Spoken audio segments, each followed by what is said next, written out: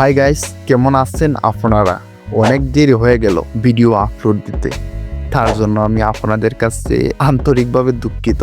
যাই হোক, আমরা আজকের ভিডিওতে ফিরে আসি। কি নিয়ে আলোচনা করব তা জেনে নিই। দিনটা ছিল জানুয়ারি মাসের 24 তারিখ, রোজ শুক্রবার। মামাতো ভাই আল আমিন ভাইয়ের বিয়ে।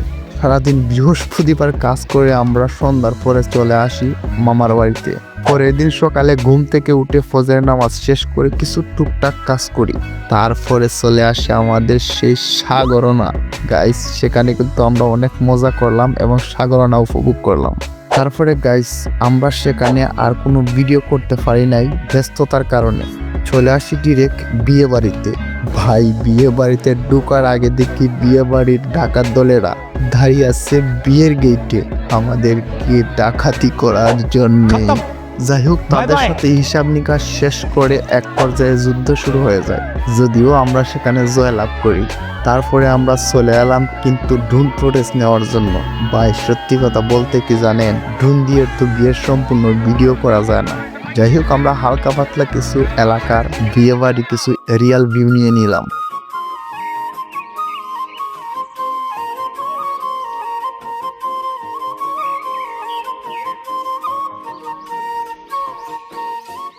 তারপরে শুরু হয়ে গেল জামাইয়ের সাথে ছবি তোলার কাজ।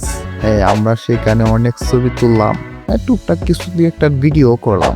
এক পর্যায়ে চলে আসলো সাগরনা। আপনারা কি সাগরনা কোনোদিন খাইছেন, চিনেন সাগরনা কাকে বলে? দেখে নেন।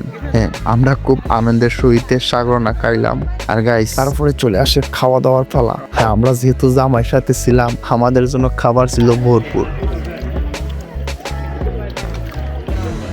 তারপরে আর কি ওইখানে আর ওইভাবে ভিডিও করা হয়নি। আমরা ডিরেক্ট চলে আসলাম কনেকে নিয়ে বরের বাড়িতে। আমরা আন্তরিকভাবে দুঃখিত যে কনেকে দেখাতে পারলাম না আপনাদেরকে। আর এটা দেখে নেন যে সেই বিয়ের বাসরঘর, আপনারা দেখে নেন।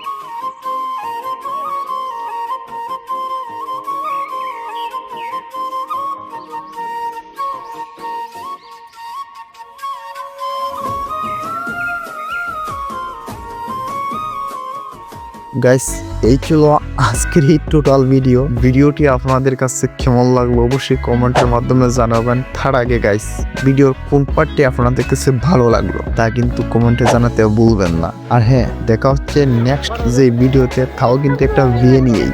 এটাও খুব শীঘ্রই আসতেছে, আপনারা একটু অপেক্ষা করেন, ভিডিও দিয়ে দিব। পেজে যারা নতুন অবশ্যই পেজটিকে ফলো দিবেন, আর চ্যানেল থেকে যারা দেখতেছেন অবশ্যই ইউটিউব চ্যানেলটিকে সাবস্ক্রাইব করে রাখবেন। তো সবাই ভালো থাকেন, সুস্থ থাকেন, আল্লাহ হাফেজ।